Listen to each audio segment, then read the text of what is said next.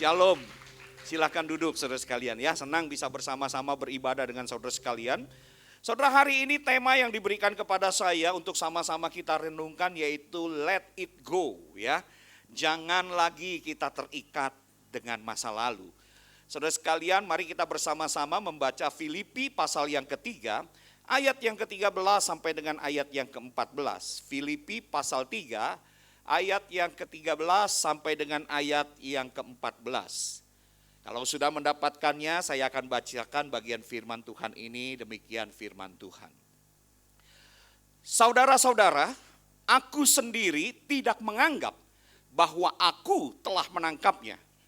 Tetapi ini yang kulakukan, aku melupakan apa yang telah di belakangku dan mengarahkan diri kepada apa yang di hadapanku dan berlari-lari kepada tujuan untuk memperoleh hadiah, yaitu panggilan sorgawi dari Allah dalam Kristus Yesus. Sampai sedemikian pembacaan firman Tuhan. Saudara, harus kita akui ada olahraga tertentu yang tidak hanya mengandalkan kekuatan otot kita, tetapi juga harus mengandalkan endurance atau stamina untuk kita menempuh perjalanan jarak jauh. Misalnya seperti lari maraton ya, memang membutuhkan otot kaki yang kuat. Tapi jangan pernah lupa di balik itu butuh juga yang namanya nafas yang kuat. Saudara punya otot kaki yang kuat, tapi kalau nggak punya nafas yang kuat, saudara nggak akan bisa untuk menyelesaikan maraton. Apalagi kalau sampai 42 kilo. Saya pernah, saudara sekalian, saya ini produk pandemi ya, ikut teman-teman latihan yang namanya naik sepeda. Kadang kami dari Solo naik sepeda sampai ke Tawangmangu. Nah, kalau sudah sampai di Karangpandan, saudara sekalian ya, itu adalah sebuah perjalanan yang sangat berat. Karena apa? Posisinya itu berapa derajat kita naik terus dan begitu panjang.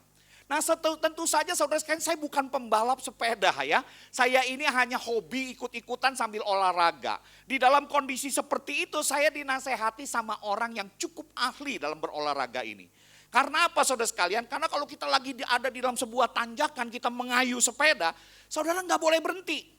Kalau sampai saudara itu sampai nggak kuat dan kemudian itu berhenti, percayalah saudara tidak akan mampu lagi menaiki sepeda saudara. Ujung-ujungnya kita akan dilihatin sama teman-teman yang ada di tempat tinggi mendorong sepeda kita. Jadi dicampur dengan dorong. Karena apa? Nggak mungkin kita bisa stabil dalam kondisi naik begitu, kita mau genjot turun lagi begitu ya. Nah saudara sekalian, saya kemudian dinasehatin, Pak Fri, kalau lagi di dalam kondisi seperti itu, dua hal yang harus diperhatikan. Yaitu yang pertama, jangan pernah nengok ke belakang. Jangan pernah. Kenapa? Kalau kita nengok ke belakang, saudara sekalian, mungkin kita akan kehilangan fokus. Kita akan kehilangan keseimbangan dan waktu sepeda itu berhenti, kita mungkin akan mendorong sampai ke tempat yang tinggi di mana teman-teman kita itu melihat kita di sana. Yang kedua, yang diajarkan adalah jangan mempertandingkan diri dengan sesama. Dalam kondisi seperti itu, Pak Fri, sudahlah. Cadence yang biasanya itu kita belajar di tempat rata, nah itu saatnya jurus itu harus digunakan. Bagaimana caranya Pak Fri itu bisa menggoes sepeda itu dengan kekuatan yang cukup dari otot paha ini, tetapi juga dengan putaran yang cukup. Jangan sampai kemudian membuat nafas ini menjadi putus. Karena begitu Pak Fri mulai memperbandingkan atau mempertandingkan dengan orang lain, kita mulai mau cepat-cepat mendahului yang lain.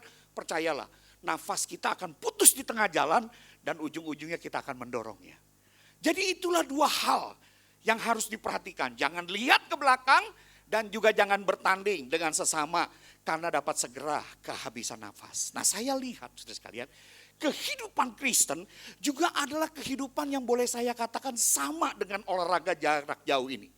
Kehidupan Kristen yang sejati adalah sebuah perjalanan rohani jarak jauh. Kita hanya dapat menyelesaikan perjalanan ini dengan baik jika kita dapat melepas beban masa lalu kita dan kemudian merajut masa depan kita bersama Sang Juru Selamat kita, Yesus Kristus. Nah, inilah yang Paulus ajarkan dalam Filipi 3 ayat 13 sampai 14. Dia katakan, saudara-saudara, aku sendiri tidak menganggap bahwa aku itu telah menangkapnya, telah menyelesaikan pertandingan itu. Belum. Tetapi ini yang aku lakukan, aku lupakan apa yang ada di belakangku dan arahkan diri kepada apa yang ada di hadapanku. Dan kemudian aku terus berlari kepada tujuan, yaitu apa? Untuk memperoleh hadiah, yaitu panggilan sorgawi dari Allah dalam Kristus Yesus. Nah saudara sekalian, ketika Paulus berkata hal seperti ini, jangan pernah lupa. Ada sebuah konteks sebelum dia menyatakan pernyataan ini. Konteksnya apa saudara sekalian? Konteksnya adalah bahwa sebelum ayat yang kita baca ini, Paulus baru saja bercerita tentang masa lalunya. Masa lalu yang seperti apa? Paulus katakan, aku punya masa lalu yang prestisius. Bagaimana tidak prestisius dan membanggakan saudara sekalian. Kalau saudara membaca Filipi 3 ayat 5-6, dia katakan, aku ini adalah seorang yang disunat pada hari ke-8. Artinya kalau soal yang namanya mentaati apa yang menjadi perintah Taurat, sejak aku dari bayi, hari ke-8 pun aku sudah melakukannya dengan taat. Bukan hanya seperti itu. Kalau dari sisi kelahiran, dia katakan, aku ini bangsa Israel yang lahir dari suku Binyamin. Suku yang boleh dikatakan walaupun kecil tapi terpandang karena menghasilkan pemimpin-pemimpin besar. Aku ini orang Ibrani asli. Artinya tidak ada darah campuran seperti apapun. Saudara sekalian, kemudian dia juga mengatakan apa? Kalau soal pendirian, aku ini orang Farisi. Berbicara tentang hukum Taurat, aku ini bukan hanya tahu. Bahkan Paulus mengatakan tentang kebenaran dalam mentaati hukum Taurat, aku tidak bercacat. Ini adalah satu latar belakang yang sungguh-sungguh prestisius bagi dia. Kalau berbicara untuk posisi orang agamawi pada masa itu. Namun jangan pernah lupa, Paulus juga mengungkapkan bahwa di belakangku ternyata juga ada masa lalu yang kelam dan memalukan. Apa masa lalunya? Filipi 3 ayat 6 dia berkata, tentang kegiatan, aku ini penganiaya jemaat. Seorang yang bertanggung jawab sesungguhnya kepada kematian seorang martir pertama yang bernama Stefanus. Seorang hamba Tuhan yang baik, punya kebijaksanaan, punya pemahaman yang luar biasa tentang kebesaran kasih karunia Allah. Tetapi kalau saudara membaca di dalam Kisah Rasul pasal 7 ayat 58. Stefanus ini kemudian dirajam oleh batu. Dan orang-orang yang merajam Stefanus itu dengan batu meletakkan jubah mereka di tangan seorang muda yang bernama Saulus. Jadi saudara sekalian, dia pemimpin yang menyetujui dilempari batu Stefanus itu sampai mati. Saudara, ini dua masa lalu yang ada di dalam diri Rasul Paulus.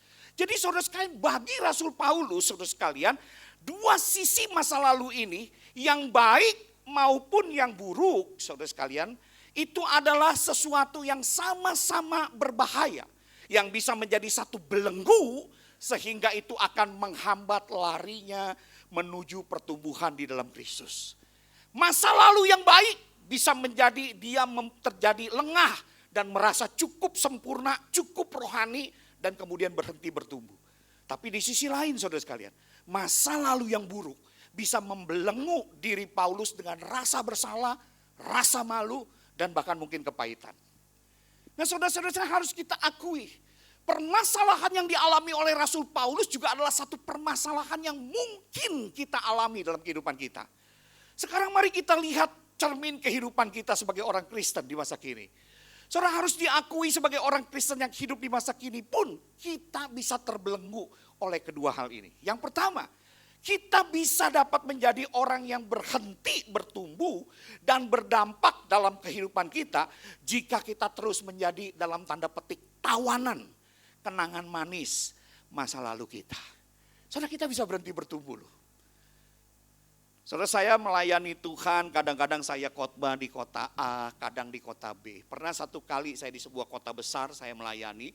Seperti biasa saudara sekalian ya, kalau hamba Tuhan melayani hari Minggu selesai pelayanan, ada tua-tua atau kita menyebutnya diaken atau ada yang menyebutnya majelis, diutus ya untuk menemani kita makan siang, menjamu kita. Atau kalau mereka tidak bisa, biasanya walaupun tidak jadi diaken tapi tetaplah diutus orang yang mungkin sudah lama di gereja itu untuk menemani. Satu kali saya ditemani oleh seorang yang usianya sudah cukup ya gitu ya. Saya lihat mungkin hampir sekitar 60 tahun. Tapi tetap kondisi fisiknya masih prima. Saudara, saya ketika makan, saya berkata sama dia, Pak, sekarang Bapak melayani sebagai apa di gereja? Wajar kan kalau pendeta tanya gitu ya. Dan kemudian si Bapak ini hanya senyum-senyum gitu. Dan kemudian karena dia senyum-senyum, saya ini pendeta yang suka mendesak orang, saudara sekalian. Maka saya tanya lagi, Pak, Bapak sekarang melayani sebagai apa? Terus dia berkata sama saya begini, hehehe, Pak Fri, saya ini dulu pernah jadi majelis 3 periode. Turun 1 periode, naik lagi 3 periode, 6 periode loh saya jadi majelis.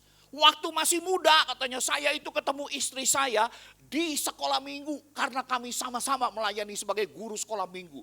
Waktu saya lihat dia seorang wanita yang bisa menangani anak-anak, saya pikir ini dia yang Tuhan percayakan untuk menjadi istri saya. Anak-anak 20 orang aja kalau dia ngajar, wah semuanya diam. Kalau saya dikaruniakan 6 anak Pak Fri, dia mungkin bisa akan mengatasi anak-anak kami. Wah, dia cerita tentang masa lalunya. Dulu guru sekolah minggu, dulu apalagi majelis gereja 6 periode. Saya pendeta yang gak bisa dijawab seperti itu. Saya tanya lagi, Pak, yang saya tanya apa? Sekarang melayani sebagai apa? Dia kemudian berkata kepada saya sambil tersenyum dan kemudian mengeluarkan jurus kudanya. Tahu jurus kuda? Jurus kuda itu kalau ditanya begini, hehehe, gitu saudara sekalian ya. Dia keluarin jurus kudanya, hehehe. Terus kemudian dia berkata sama saya begini, di restoran loh saudara. Dia ngomong begini, Pak Fri, kalau kita mau makan enak di restoran, jangan suka lihat dapurnya. Ngerti maksud dia?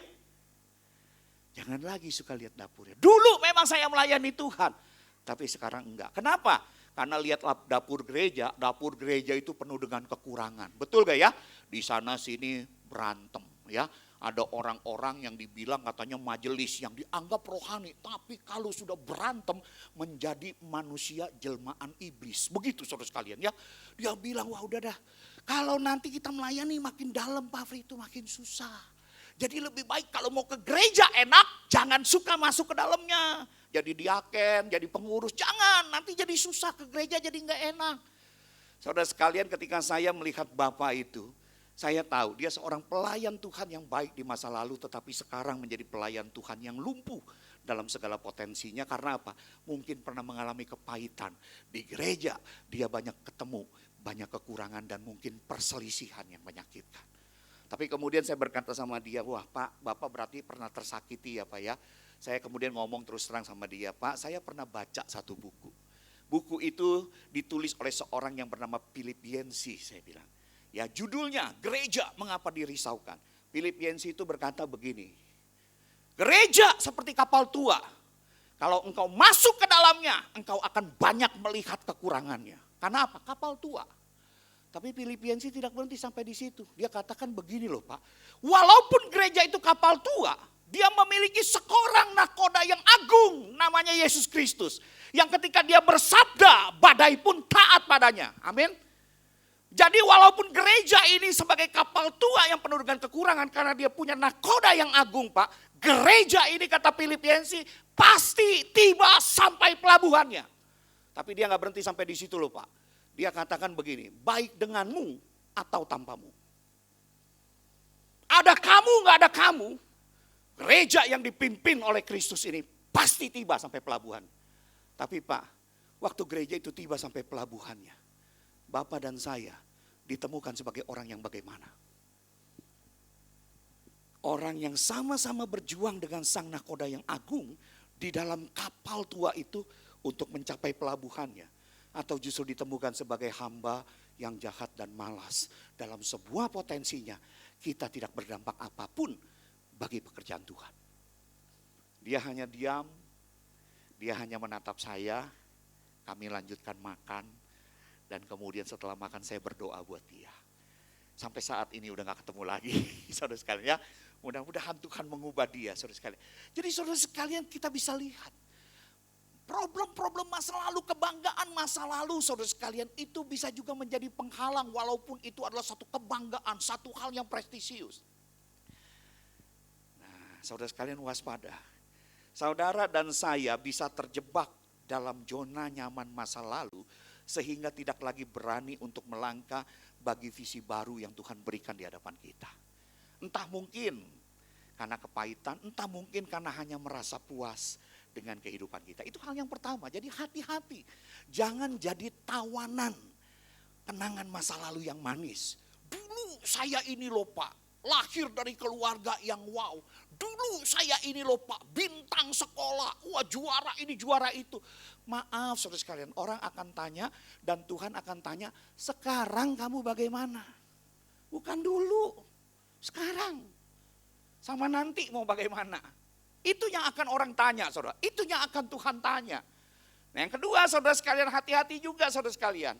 Jangan sampai kita juga mengalami hal yang kedua, yaitu bahwa kita dapat menjadi orang yang berhenti bertumbuh dan berdampak dalam hidup kita jika kita terus menjadi narapidana kegelapan hidup masa lalu kita. Saudara, saya menemukan dalam pelayanan saya, ada wanita yang ketika dihubungi untuk melayani Tuhan dengan potensi yang luar biasa, WL bagus, akuntansinya bagus, kalau jadi pengurus wow, mungkin akan ditempatkan sebagai bendahara. Tetapi terus menolak. Usut punya usut saudara sekalian. Karena dia dikejar oleh rasa berdosa. Dia pernah beberapa kali di usia mudanya pernah melakukan aborsi karena hubungan gelapnya dengan pacarnya. Saya pernah menemukan saudara sekalian seorang ayah yang kasar kepada anaknya dan pernah memukul anaknya sampai kemudian menimbulkan cacat di tangan anak itu. Saudara sekalian ketika dihubungi untuk melayani Tuhan, untuk bekerja bagi Tuhan, dia berkata, Pak cukup saya memberi persembahan aja. Kenapa? Karena setiap kali dia berdoa dan melihat tangan anaknya yang cacat, dosa itu terus menggerogoti dirinya. Saudara sekalian itu yang bisa terjadi saudara sekalian. Saya pernah melihat saudara sekalian seorang suami yang punya potensi diajak untuk melayani Tuhan tetapi tidak mau. Karena apa? Di masa lalunya pernah jatuh di dalam sebuah perselingkuhan dengan sekretarisnya. Dan dia selalu merasa tidak layak lagi untuk melayani Tuhan. Sekalipun hal itu sudah dibereskan. Seorang pengusaha kadang-kadang diajak tidak mau. Usut punya usut karena punya track record menipu sesama pengusaha lain. Di dalam kesusahan yang pernah dia alami di masa lalu. Saudara, ini yang terjadi. Kita bisa disiksa, kita bisa jadi narapidana kegelapan hidup kita. Di dalam kondisi-kondisi hidup yang pernah gelap kita lalui. Orang-orang seperti ini berjalan sambil menyeret bola besi yang terikat di kaki. Dan disiksa oleh hukuman-hukuman dari masa lalu yang sebenarnya saudara sekalian sudah diampuni oleh Tuhan Yesus. Yesus sudah mengampuni dia, tetapi dia belum bisa untuk mengampuni dirinya sendiri. Saudara sekalian, kita bisa jatuh dalam kondisi itu. Maka itu saudara sekalian saya mau katakan waspadalah. Kita bisa jadi narapidana rasa bersalah dari masa lalu kita yang gelap sehingga kita tidak berani melangkah untuk visi baru dari Tuhan. Maka saya simpulkan saudara sekalian, yaitu apa? Bahwa kesombongan akan prestasi masa lalu yang baik dan belenggu rasa ketidaklayakan dari masa lalu yang buruk itu adalah satu batu sandungan untuk hidup di dalam panggilan Tuhan. Ini masalah yang bisa kita alami. Saudara, saya tidak tahu versi yang seperti apa yang saudara alami dalam hidup saudara. Tetapi hari ini saudara sekalian, Rasul Paulus yang ternyata pernah mengalami hal yang sama seperti itu, dia memberikan kepada kita satu nasihat. Dia memberikan kepada kita satu jalan keluar. Ada beberapa tindakan-tindakan yang Paulus sampaikan melalui pernyataannya dalam ayat 13 sampai 14 yang tadi kita baca. Dia katakan yang pertama-tama Rasul Paulus berkata, aku sendiri tidak menganggap bahwa aku telah menangkapnya. Dalam satu pertandingan iman yang dia jalani, yaitu di mana dia juga tetap masih mengingat masa lalunya yang prestisius, masa lalunya yang penuh dengan kekurangan, masa lalunya yang berdosa. Dia mengatakan, aku mengejar sesuatu, yaitu hidup bagi Tuhan, tetapi aku belum sempurna. Aku belum menangkapnya. Aku belum menangkapnya. Jadi saudara sekalian, walaupun Rasul Paulus adalah seorang rasul besar, dengan tegas ia menyatakan bahwa ia belum mencapai kesempurnaan, ia belum mencapai pengenalan yang penuh akan Tuhan, dan ia belum mencapai tingkat kedewasaan rohani tertinggi seperti yang Tuhan harapkan. Saudara, ini yang saya sebut sebagai orang yang hidup di dalam kerendahan hati di hadapan Tuhan. Saudara, orang yang selalu hidup dalam kerendahan hati di hadapan Tuhan selalu melihat bahwa masa lalu itu bukanlah ukuran untuk mempersembahkan hidup yang menyenangkan Tuhan di hari ini. Bukan ukuran. Jadi dia tidak lihat ke sana lagi, saudara sekalian. Saudara, ini adalah satu sikap hati yang rendah hati, yang selalu ingin tiap-tiap hari duduk di bawah kaki Tuhan untuk melihat diri dan mengkoreksi diri. Sudahkah aku hari ini hidup menjadi kesenangan Tuhan? Sudahkah aku hari ini menjadi versi yang lebih baik dari diriku kemarin? Itu yang Paulus lakukan. Makanya dia mengatakan ketika dia melihat dirinya, aku belum mencapainya. Aku belum sampai titik kepenuhan seperti itu. Aku masih terus mengejarnya karena aku belum menggapai semuanya itu. Inilah sikap rendah hati yang selalu ingin menjadi lebih baik dalam hidup bagi kesenangan hati Tuhan. Itu yang Paulus katakan pertama. Yang kedua, saudara sekalian, Rasul Paulus berkata begini, aku melupakan apa yang telah di belakangku. Jadi saudara sekalian, dalam kondisi seperti ini Paulus bukan berbicara tentang bahwa dia itu amnesia.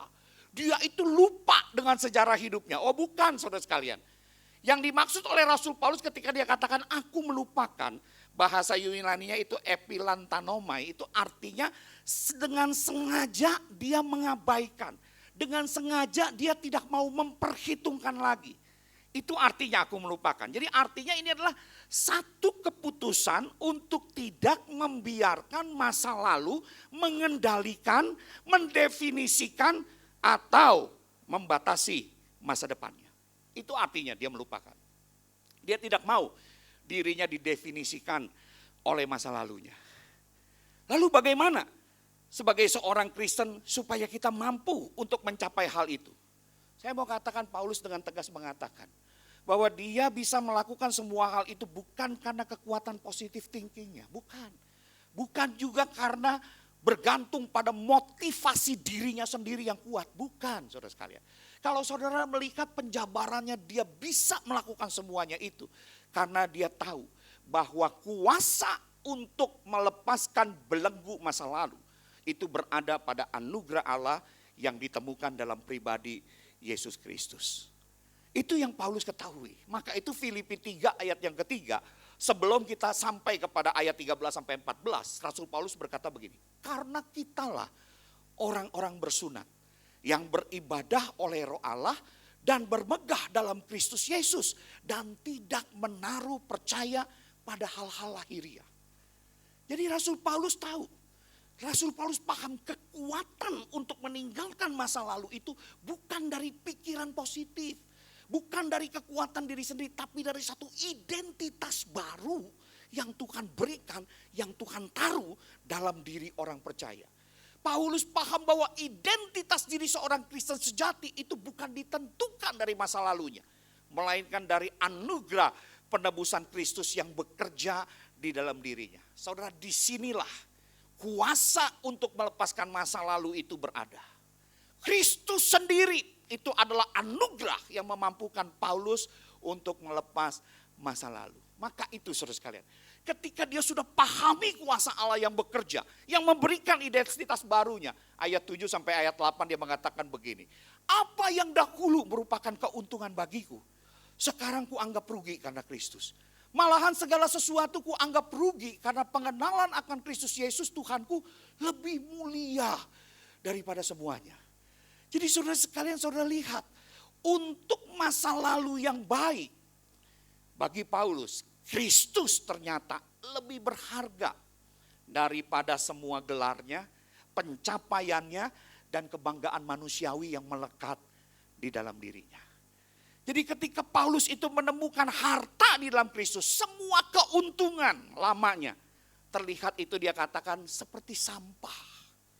Seperti sampah. Saudara, kalau saudara membaca kata sampah itu di dalam bagian itu, di sini punya arti yang sangat kuat. Artinya itu adalah kotoran, saudara. Atau juga bisa berarti satu sampah yang sudah dibuang, atau sisa makanan yang sudah tidak berguna lagi.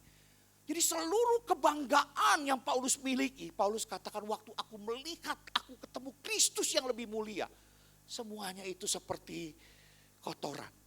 Prestasi agama sehebat apapun di luar Kristus dianggap Paulus seperti sampah yang berbau busuk. Karena apa saudara sekalian? Karena semua itu tidak bisa menyelamatkan diri Paulus dan justru bisa menjadi penghalang untuk mengenal Kristus secara lebih benar dan lebih jelas. Nah maka itu Paulus melepaskannya. bukan karena benci pada dirinya sendiri. Beda loh saudara ya. Paulus seperti ini bukan dia karena benci kepada dirinya sendiri, tetapi karena dia menemukan sesuatu yang lebih indah di dalam Kristus. Maka dia tinggalkan itu untuk dia berlari kepada Kristus. Nah, ini hal yang pertama. Dia lupakan masa lalunya. Yang kemudian saudara sekalian, bagaimana kalau dengan masa lalu yang buruk? Dirinya itu sebagai penganiaya jemaat. Saudara sekalian, Rasul Paulus juga memahami untuk masa lalu yang buruk, Kristus itu adalah pengampun yang telah menebus. Jadi kalau saudara membaca surat-surat Rasul Paulus dalam 1 Timotius misalnya pasal 1 ayat 13 sampai 16, di situ Paulus dengan jelas menyebutkan bahwa dirinya di masa lalu adalah seorang penghujat, seorang penganiaya jemaat Allah, seorang yang ganas. Tetapi Rasul Paulus mengatakan, waktu aku melihat masa laluku seperti itu, namun sekarang aku adalah orang yang telah dikasihani oleh Tuhan.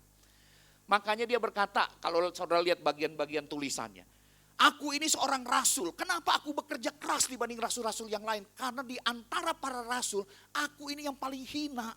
Sebab aku pernah menganiaya jemaat Tuhan. Itu kata Rasul Paulus. Makanya aku bekerja lebih keras dibanding siapapun juga. Dia tahu bahwa dirinya itu sudah diampuni, sudah dikasihi. Darah Kristus telah membersihkan noda masa lalunya. Dia telah dilepaskan dari rasa bersalah karena dia telah diampuni, bukan karena dia melupakannya. Saudara, ini yang Rasul Paulus katakan. Jadi dia hidup di dalam kerendahan hati. Saudara, dia juga lepaskan masa lalunya. Tetapi saudara sekalian, Paulus yang ketiga juga dia katakan begini, aku kemudian berlari kepada tujuan untuk memperoleh hadiah, yaitu panggilan sorgawi dari Allah dalam Kristus Yesus. Paulus memahami saudara sekalian, bahwa hidup yang tidak terikat pada masa lalu itu bukanlah akhir dari kehidupan rohani. Jadi belum selesai. Waktu kita bisa melepaskan masa lalu, jika kita telah mengosongkan diri kita dari masa lalu, maka diri kita itu harus diisi. Kita harus mengisinya dengan sesuatu yang baru, yaitu apa? Masa depan di dalam Kristus. Jadi nggak boleh berhenti hanya sekedar aku buang masa laluku terus berhenti. Nggak pernah. Saudara, Tuhan tidak pernah mengizinkan anak-anaknya hidup di titik nol. Nggak pernah loh. Ya, seorang yang telah meninggalkan masa lalunya yang buruk, Tuhan tidak pernah berkata, ya sudah sekarang jangan berbuat dosa. Enggak. Tuhan selalu menginginkan anak-anaknya itu ada di dalam sikap yang aktif, positif. Makanya dia selalu berkata, kalau orang lain berkata cukup di titik nol begitu ya. Kalau tidak mau dijahatin orang, jangan jahatin orang. Kalau tidak mau ditipu orang, jangan nipu orang. Tuhan gak berkata begitu. Tuhan berkata aktif positif. Apa yang orang lain ingin engkau, apa yang engkau inginkan orang lain itu perbuat kepadamu, perbuatlah itu. Betul gak? Engkau inginkan dikasihi orang, kasihi orang itu. Aktif positif. Engkau inginkan diampuni orang kalau bersalah, ampuni orang kalau ada orang yang bersalah. Aktif positif. Nah sama saudara sekalian, ketika kita telah mengosongkan diri kita dari masa lalu, maka kita harus mengisinya dengan sesuatu yang baru. Yaitu apa? Masa depan yang kita rajut bersama dengan Kristus. Makanya saudara sekalian, kata mengarahkan diri, kata berlari itu menunjukkan satu usaha yang aktif, yang disengaja oleh Rasul Paulus dan bahkan dilakukan dengan penuh semangat. Jadi artinya ini bukan jalan santai, tapi sebuah perlombaan iman yang bertujuan. Tujuannya apa? Memperoleh hadiah, yaitu panggilan sorgawi dari Allah dalam Kristus Yesus. Jadi saudara sekalian, ini bukan sekedar tentang bagaimana bisa mencapai surga yang kita katakan tempat yang indah. Bukan sekedar itu. Tapi ini merupakan satu hidup yang dimana mata kita memiliki satu pengharapan akhir zaman. Yaitu satu penyempurnaan keselamatan kita. Waktu kita untuk berjumpa berhadapan muka dengan Yesus Kristus. Dan kemudian kita diubahkan menjadi serupa dengan dia. Maka itu Paulus katakan, waktu aku sudah tinggalkan masa laluku. Kalau saudara baca ayat pasal 3 ayat 10 sampai 11, dia katakan begini.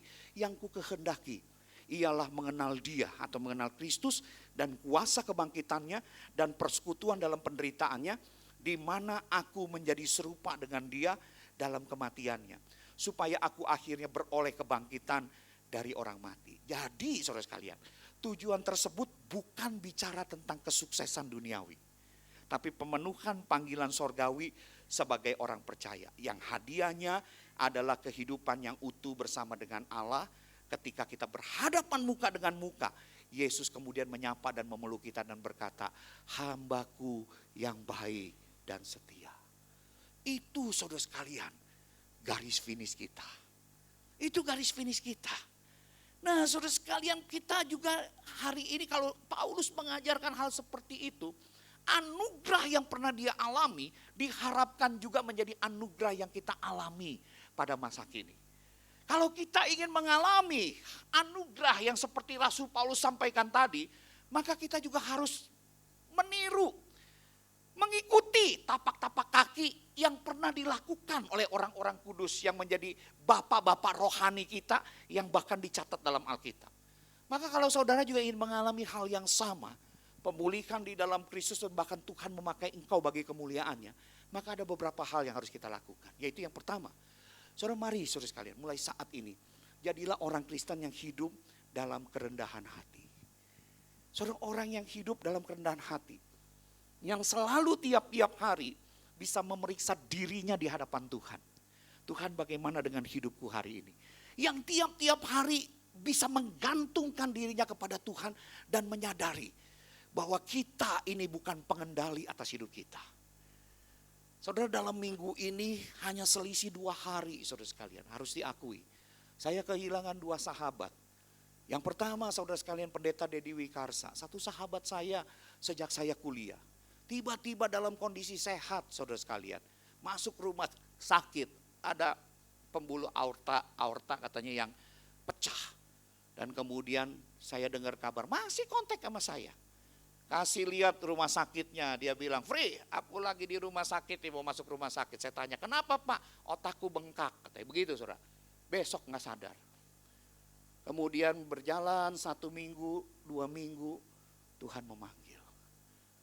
Selisih dari situ 2 hari kemudian sahabat saya lagi, pendeta Marojahan Sijabat. Teman satu kelas oleh pendeta Dedi Wikarsa. Bahkan sebelum keduanya ini meninggal, waktu Pak Dedi Wikarsa itu ada di rumah sakit, sempat videoan. Wah ini kita ini harus mengandalkan Tuhan. Harus hidup tiap hari menggantungkan diri kepada Tuhan. Saudara itu yang dilakukan 2 sahabat ini pelayan-pelayan Tuhan. Tiba-tiba Tuhan panggil. Itu membuktikan saudara, kita bukan pengendali hidup kita. Saya mau katakan saudara sekalian, sekalipun kau muda, bicara soal hidup dan mati selisihnya 1 detik. Hati-hati saudara sekalian, maka itu belajar untuk hidup rendah hati. Bahkan saudara sekalian rendah hati menjalani hidup hari demi hari. Dalam catatan Injil saudara sekalian, Yesus memberikan suatu gambaran yang indah. Bahwa ini dia katakan kita ini hanyalah ranting saudara sekalian. Yang gak mungkin bisa berbuah dari diri kita sendiri. Sedangkan Yesus atau dia itu adalah sang pokok anggur yang benar. Maka itu Yesus pernah berkata begini, kamu memang sudah bersih karena firman yang telah kukatakan. Yohanes 15 ayat 3-5. Jadi kita ini memang sudah bersih karena firman yang telah menguduskan kita ketika kita percaya. Kemudian saudara sesudah kita percaya apakah kita disuruh santai-santai? Enggak. Tuhan Yesus katakan kalau engkau sudah dikuduskan firman, tinggallah di dalam aku dan aku di dalam kamu. Dan kemudian Yesus berkata, sama seperti ranting tidak dapat berbuah dari dirinya, kalau ia tidak tinggal pada pokok anggur, demikian juga kamu tidak berbuah jika kamu tidak tinggal di dalam aku.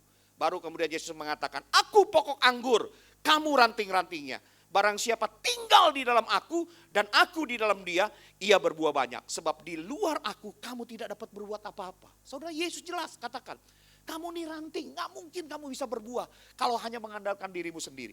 Makanya Yesus tidak mengatakan, hai para ranting berbuahlah, tidak. Dia panggil, tinggal di dalam aku. Perintahnya jelas, tinggal di dalam aku. Waktu engkau tinggal, engkau nyantol sama pokok anggurmu, maka Kristus yang pernah mengatakan segala kuasa di sorga dan di bumi ada dalam tanganku. Kuasa itu pun akan mengalir di dalam dirimu dan memampukan engkau untuk berbuah bagi kemuliaannya. Jadi bukan dengan kekuatan kita, melainkan melalui kuasanya yang bekerja di dalam kita. Dan Tuhan adalah pribadi yang sangat menyukai orang-orang yang hidup rendah hati di hadapannya. Amin. Tuhan sangat menghargai. Maka itu saudara sekalian pemazmur pernah berkata begini, Tuhan itu baik dan benar. Sebab itu ia menunjukkan jalan kepada orang-orang yang sesat. Ia membimbing orang-orang yang rendah hati menurut hukum dan ia mengajarkan jalannya kepada orang-orang yang rendah hati. Mazmur 25 ayat 8 sampai 9. Saudara, ini yang Tuhan inginkan. Hidup rendah hati di hadapan Tuhan. Jadi kalau saudara ingin hidup saudara berbuah, belajar untuk tiap-tiap hari hidup rendah hati di hadapan Tuhan. Saudara, Charles Spurgeon, dia pernah mengatakan begini, kerendahan hati adalah kekuatan terbesar orang Kristen. Karena itu membuat ruang bagi kuasa Kristus untuk bekerja. Saudara, waktu engkau hidup rendah hati di hadapan Tuhan, makin kau rendah hati, ruang itu makin terbuka luas untuk kuasa Kristus itu hadir di sana dan memakai dirimu untuk berbuah bagi kemuliaannya. Makanya hidup rendah hati di hadapan Tuhan, itu hal yang pertama. Itu yang Paulus ajarkan. Kalau kita ingin grace di dalam teks yang kita baca, menjadi grace yang terjadi juga dalam kehidupan kita.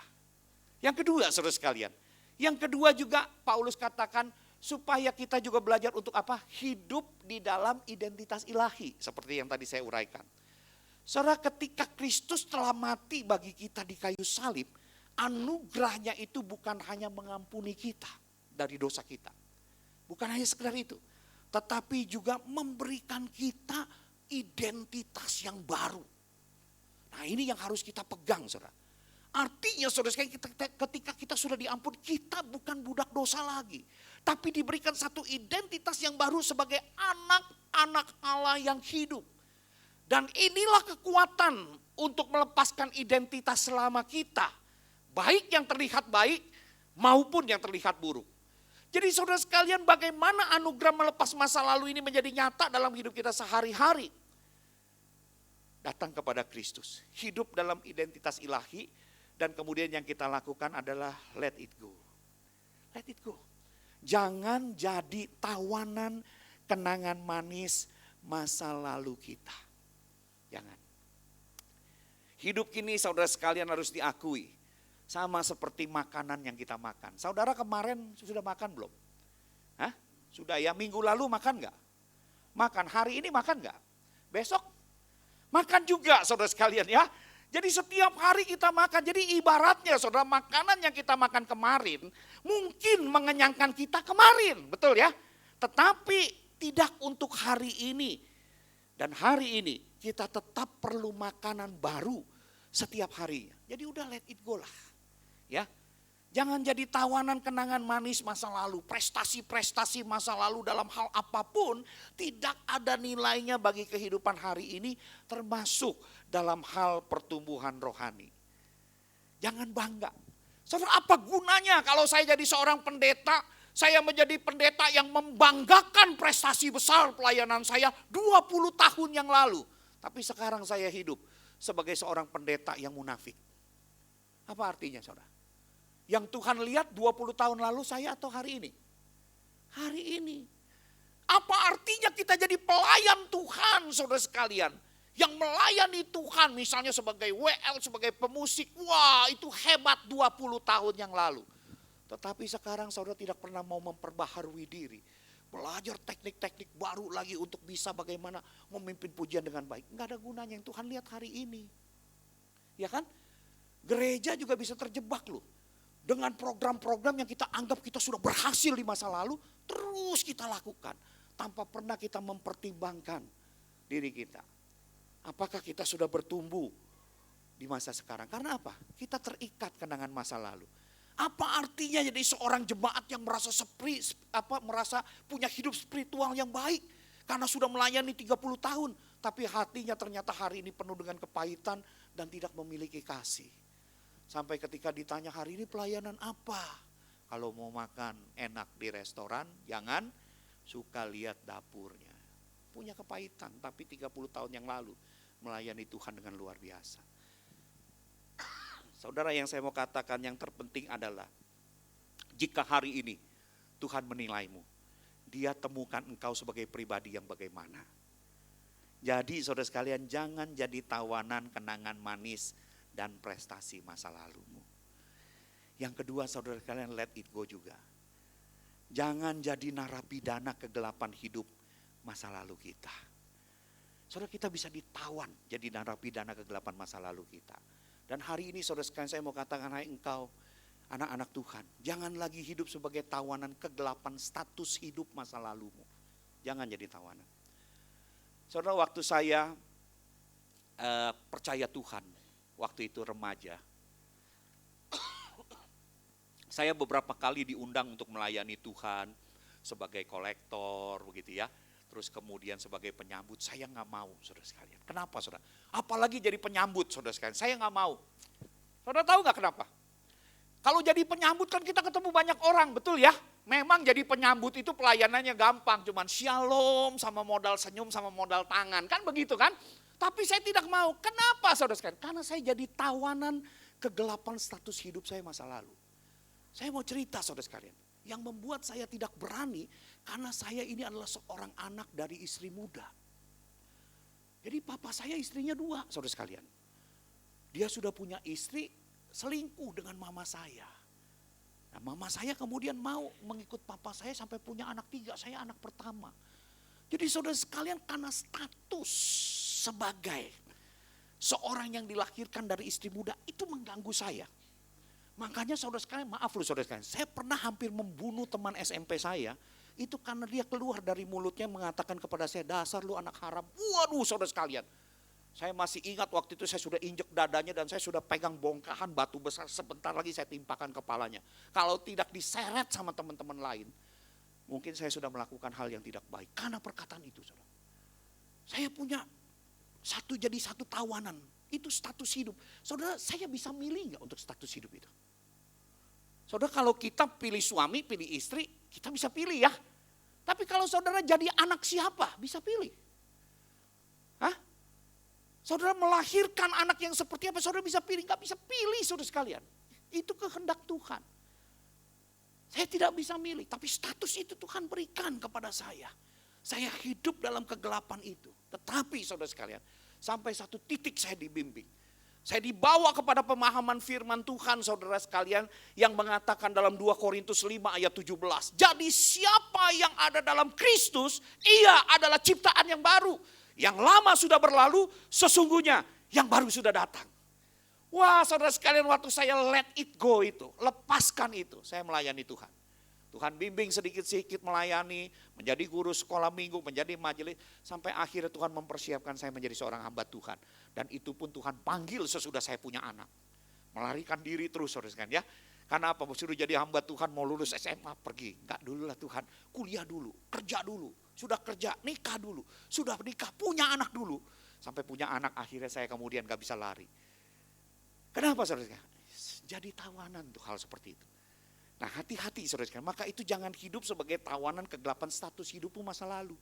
Jangan juga lagi hidup sebagai tawanan kegelapan perbuatan dosa masa lalumu. Saudara, kita bisa jadi tawanan seperti itu. Saya pernah bertemu dengan seorang bapak saudara sekalian, laki-laki ya. Dia saya lihat cukup baik juga, kehidupannya baik, rajin bergereja. Sudah mulai mau juga untuk ikut aktivitas dan ketika diundang untuk melayani, didorong untuk melayani jadi majelis, tidak mau. Usut punya usut, sampai satu waktu ketika kami sudah dekat, saya baru tahu. Ternyata dia punya dosa masa lalu. Perselingkuhannya yang menghasilkan seorang anak dari karyawannya yang kemudian karena untuk menyelesaikannya, terpaksa dia harus meninggalkan anak dan istri selingkuhannya itu. Dan tetap bersama dengan istri. Ini menjadi satu luka.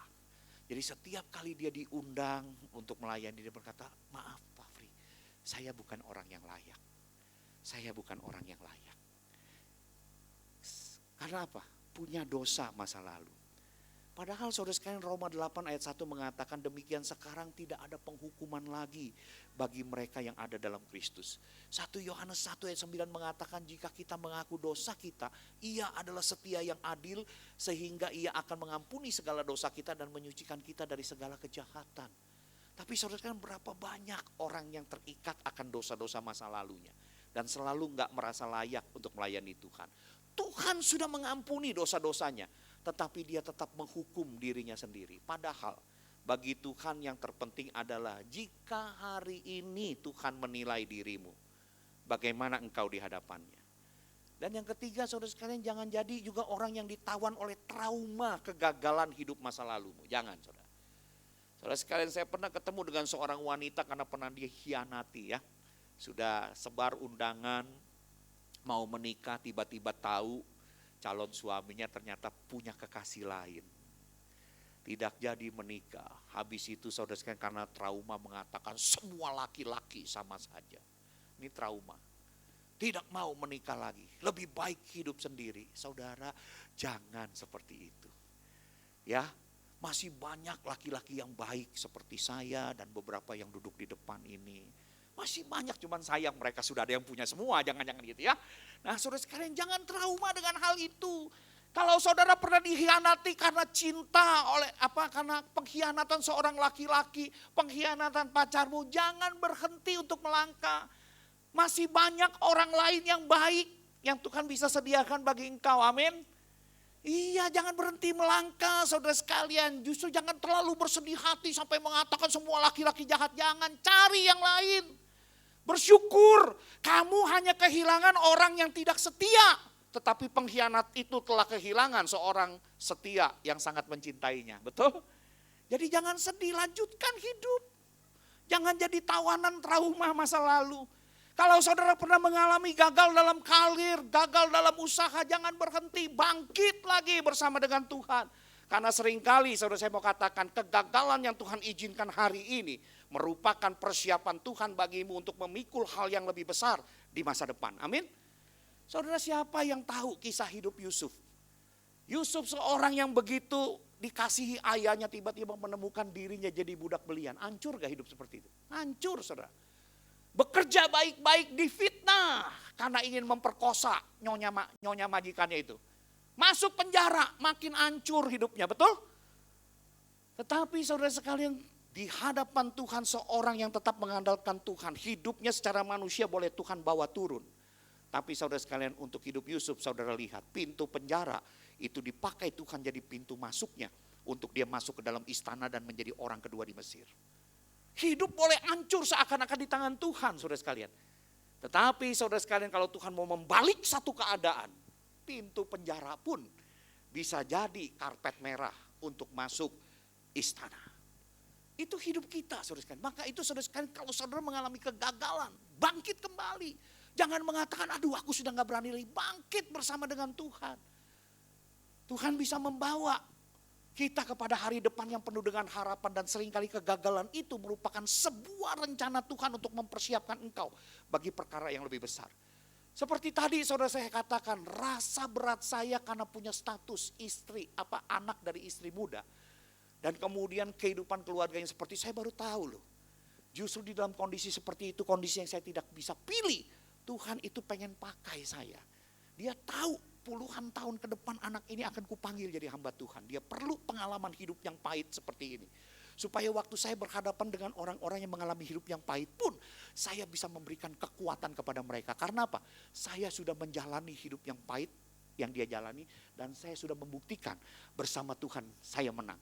Maka ketika saya mengatakan, nak, engkau lakukan juga apa yang pernah Tuhan lakukan kepada saya. Percayalah, Tuhan juga akan membuka masa depanmu dengan baik. Saudara, Tuhan tolong memakai segala pergumulan-pergumulan kita untuk masa depan yang lebih besar, kepercayaan yang lebih besar. Maka itu saudara sekalian, mari hidup dalam identitas ilahi di hadapan Tuhan. Jangan jadi tawanan dari kenangan manis masa lalu, maupun jadi narapidana dari kegelapan hidup masa lalu. A.W. Tozer atau A.W. Tozer pernah mengatakan begini, berbicara tentang identitas ilahi. Dia katakan begini, banyak orang Kristen yang terhambat pertumbuhannya karena mereka lebih mencintai kenangan mereka di masa lalu daripada apa? Mencari wajah Tuhan untuk hari ini. Maka itu saudara sekalian, let it go. Let it go. Nah, kalau sudah let it go bagaimana? Yang ketiga, saudara Paulus katakan, waktu kita sudah tinggalkan masa lalu kita, hidup dalam panggilan surgawi. Saudara, kita bisa melepaskan masa lalu kita, tetapi saudara tidak berhenti sampai di situ. Setelah kita melepaskannya, kita dipanggil untuk berlari kepada arah yang benar. Nah, saya ingin tekankan ini, arah yang benar. Waspada saudara sekalian. Kita bisa menempuh jalan yang benar, tapi menuju arah yang salah. Hati-hati saudara sekalian. Bisa loh. Ya. Saudara, saya pernah sekali ketemu dengan anak muda. Masih muda, sudah baru lulus kuliah. Kebetulan dari keluarga yang cukup berada. Mulai membuka usaha dan anak muda sekarang jago-jago main saham saudara sekalian. Betul ya? Betul ya Pak ya? Iya betul, jago-jago saudara sekalian. Waduh, mereka bilang, wah sekarang udah gak bisa Pak Fri seperti teman Pak Fri Lo Keng Hong hanya bertahan begitu lama, gak bisa. Sekarang kita harus kejar saham-saham IPO katanya. Jangan seperti Mr. Lo seperti itu gitu ya. Mr. Lo kan teman saya, saudara sekalian, teman satu pelayanan. Jangan seperti itu Pak Fri, wah hebat-hebat. Terus saya tanya, lah kamu itu masih muda begitu, emang cita-citamu apa? Ya doakan Pak Fri, supaya saham-saham saya ini bisa untung, usaha saya maju. Terus saya tanya lagi, kalau sudah maju kamu mau ngapain? Ya kalau sudah maju supaya saya bisa financial freedom. Wah ya, financial freedom. Kalau sudah financial freedom mau ngapain lagi? Supaya saya bisa pergi jalan-jalan kemana-mana, menikmati hidup. Saudara, kalau malaikat dapat jawaban seperti itu, malaikat serentak sama-sama menjawab, what? Dengan 4 suara begitu ya. Apa begitu ya kan? Diberkati Tuhan hanya untuk itu. Saudara, gak bisa begitu. Orang Kristen sejati yang telah melepaskan masa lalu harus hidup bagi Tuhan. Hidup dalam panggilan sorgawi. Maka itu saudara sekalian, William Carey pernah mengatakan, kalau engkau hidup dalam panggilan sorgawi, harapkan hal-hal besar dari Allah dan lakukanlah hal-hal besar bagi Allah. Saudara, ini orang yang hidup dalam panggilan sorgawi. Saudara, hari ini firman Tuhan ingatkan kita 3 hal. Masa lalu, baik yang baik maupun yang buruk, bisa menjadi belenggu yang menghambat perlombaan iman kita. Namun dalam Kristus kita temukan nilai yang cukup untuk melepas masa lalu yang baik dan pengampunan yang cukup untuk melepas masa lalu yang buruk. Selanjutnya, sesudah kita melepaskan, mari kita tapaki untuk tetap berlari aktif mengarahkan diri pada tujuan. Yaitu apa? Panggilan sorgawi menjadi serupa dengan Kristus. Saya undang para pemusik, mari kita naik sama-sama ke tempat ini. Saudara, saya mau katakan kalau hari ini engkau merasa kakimu terluka oleh rantai masa lalu, langkahmu terseok karena menyeret bola besi, rasa bersalah atau kenangan manis yang palsu masa lalumu, hari ini Yesus berdiri di tengah-tengah kita. Dengan tanda paku di tangannya, dia berkata, aku sudah mematahkan rantai itu di kayu salib. Let it go, lepaskanlah. Serahkanlah kepada kebesaran anugerahku. Lalu biarkan aku memberimu kekuatan untuk berlari lagi. Akulah Tuhan yang akan membawamu kepada masa depan yang cerah dan penuh harapan.